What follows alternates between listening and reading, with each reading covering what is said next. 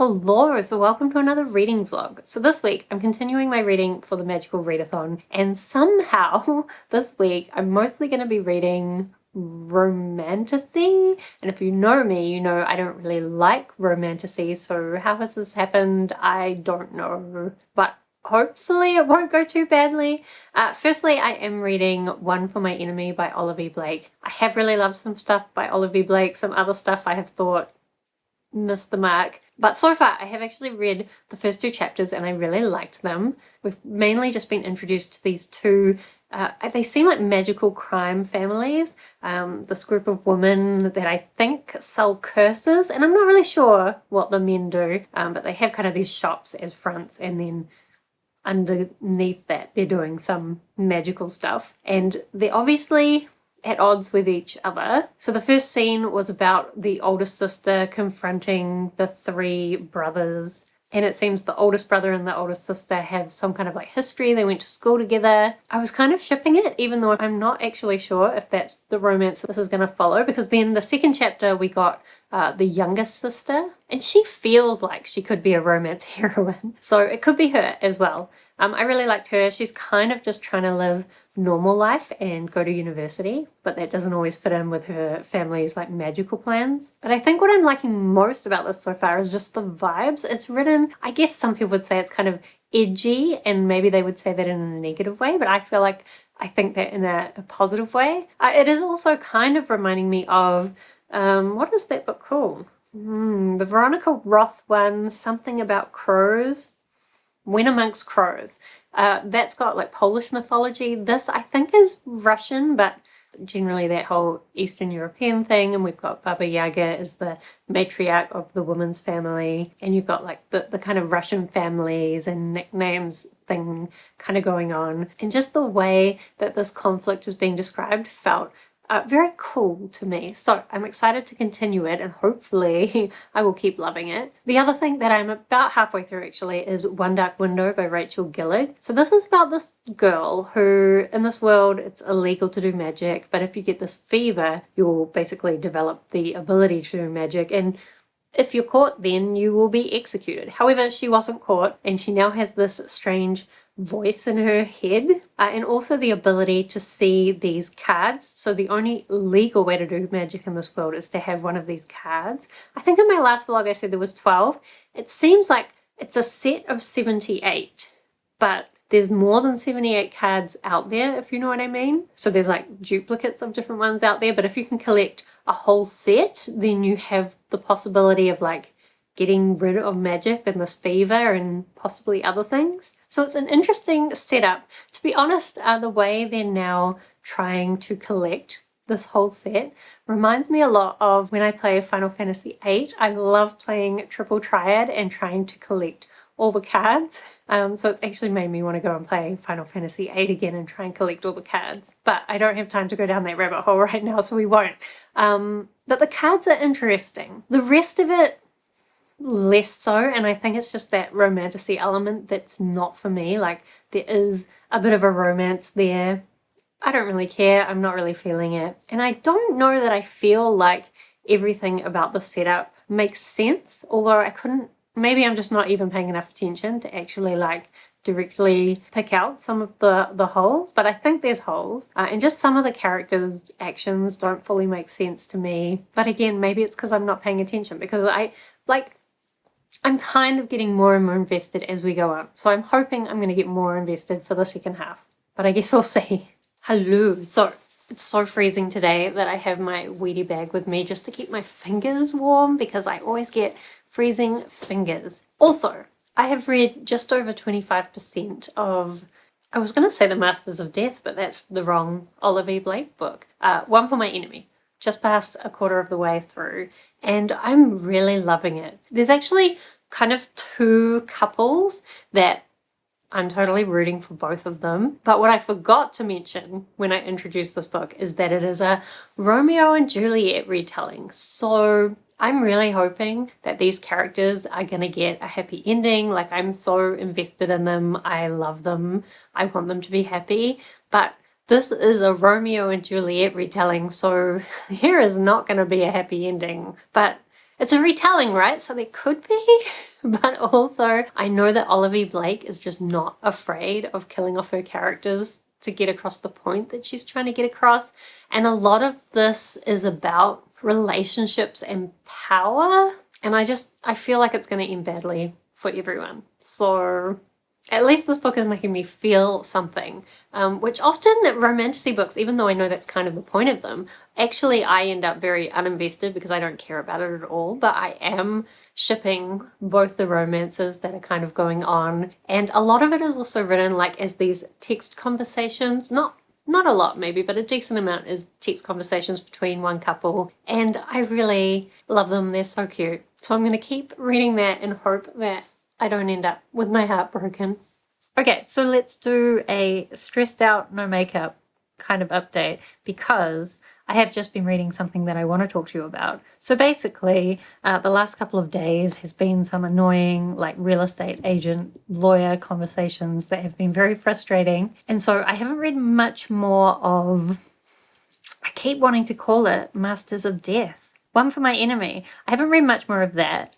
Pretty much all that has happened since I last talked to you is it kind of like a big terrible thing happened, and then we went back kind of seeing the events leading up to it. And mostly I am very interested in learning about those events, although I'm also like, I want to get back to the characters to see that they're okay, but I'm also afraid that they're not okay, so I'm kind of okay with not getting back to it, if you know what I mean. Anyway, after lawyer stress rubbish, I didn't feel up to trying to read much of that, so I decided to pick up Descender Volume 1 because that is also on my Magical Readathon TBR. I feel like this lighting is giving me terrible bags under my eyes, but maybe they're always there. Anyway, I picked up Descender Volume 1, and I knew that I loved Descender, but I had forgotten so much. And I think I put one of the later volumes down for the prompt where you have to read a book that's going to make you emotional. But this first book, I forgot how emotional it was, and just the way that it tells the story. So if you don't know what Descender is, basically all these giant robots turn up at the different human outposts across the universe, and the giant robots just kill everyone. So in retaliation, the humans start culling the robots, and it's a bad time for the robots and the humans really, because they rely on the robots a lot. But primarily we're following this young companion robot who wakes up and his family is missing and he doesn't know where they've gone. So like his human family, because he's, you know, this robot who's meant to have been like a brother to this human child that was out in the middle of nowhere and had no actual human friends. And then we're just following him trying to find his family, and also some other characters trying to find out why these giant robots killed everyone and where those giant robots came from. And we do also get my favorite robot, Driller, right in the first volume. I love Driller so much. He's just so traumatized from everything that's happened in the robot culling, and like understandably is so mad at humans. And I just love him so much. And I am probably going to go to bed now and do some more reading. And part of me is thinking I should pick up One for My Enemy, but also I kind of want to just read Descender Volume 2. So I guess we'll see what happens. Hello. So I think I have decided that I'm going to DNF One Dark Window. I just don't think it's for me. Like, I actually think I'll probably give it 2.5 stars, which I usually round up to 3 stars on Goodreads, because I still think it's well written, and for people who like that kind of fantasy, it's probably fine. But I am so bored, and I might have thought that it was my stress that was making it hard for me to pay attention to it or get engaged. But because, what is that? Just the river, I think. But because I was enjoying Descender so much last night, and I've been enjoying One for My Enemy, I'm still, every time I think Masters of Death, because actually it would have been a great name for One for My Enemy as well. Anyway, also, I don't know if the wind is terrible here again, because anyway, I'm going to DNF One Dark Window. I'll probably look up a plot summary for this and the sequel, but I think that'll be good enough for me. I'm just not interested. Then I've actually just been listening to the music on my phone because I didn't have my next audiobook on my phone yet, and my phone, I set it to shuffle, was delivering a bunch of like emo bangers, which is honestly exactly what I needed for this kind of stressful time, so it's fine. I did think I might be able to download my next audiobook while I was in town. However, there wasn't a hotspot after all where I was, so I haven't, and I'll probably just listen to music all the rest of the way home. So the only other thing I guess to say, last night I did also read Descender Volume 2. I love it. There is, like, I think the thing is, a lot of things that I remember happening in Descender, I thought happened later, like in later volumes, and they're already happening. So I feel like I must have gotten so much, and I'm so excited to find out like what all of that is. And it's so emotional, and I love it. Oh, we're getting very close to the main road now, so you'll get horrible road noise as well as wind noise. Anyway, I'm loving Descender, and it's just maybe, I don't know, maybe my favorite graphic novel. There's a few that are competing, but that's pretty high up. Anyway, before I get to the main road and this gets really noisy, I guess that's it. I read a little bit more of Masters of Death. See, I read a little bit more of One for My Enemy, and I'm still loving it. I can't wait to read some more of it. I'll probably try and read some more tonight, even though I've got a stressful email on my phone that I need to read properly when I get home. So that's no fun.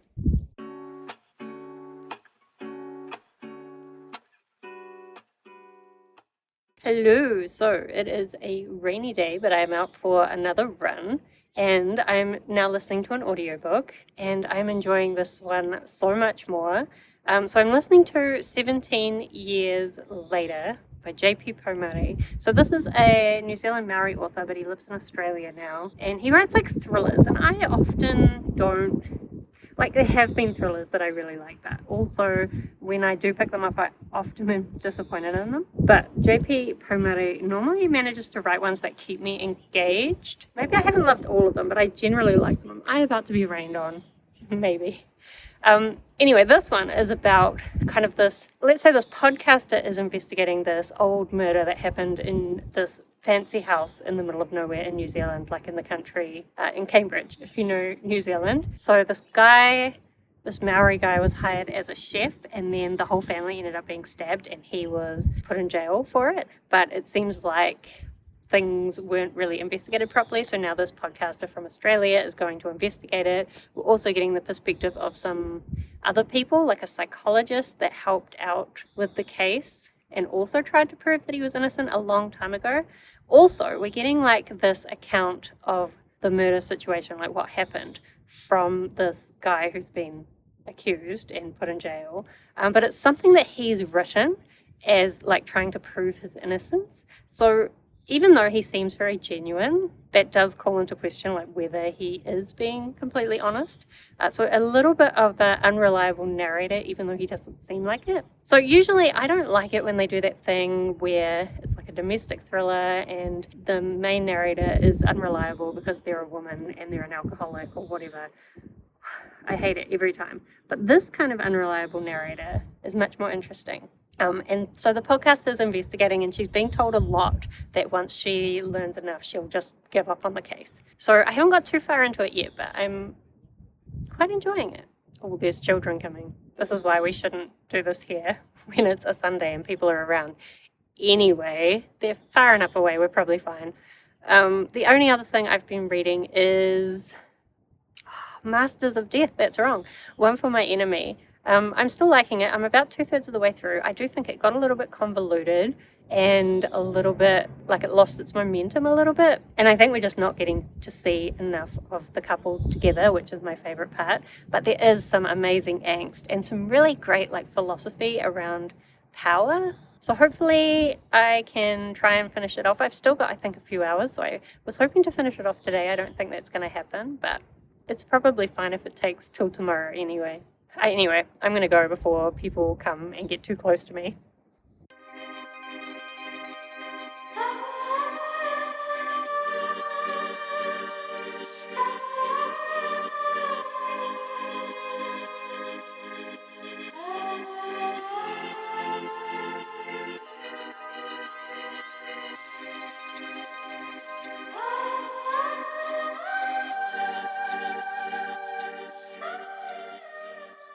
Hello, so I think it is time for us to wrap up this vlog because I have finished One for My Enemy.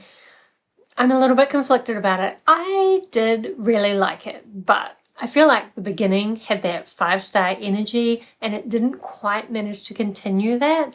I think, as I find for a lot of Olivie Blake's books, the plot got quite like unstructured and convoluted, and I wasn't really sure, like, a lot of the things that were happening, I didn't really get the significance of them. I felt like they could have been skipped over. I think maybe if you really like every character in the cast getting a complete story, I was going to say then maybe you'd like it, but you know what? That sounds like something I'd like, but actually I was very frustrated because mainly I just liked 2 particular characters.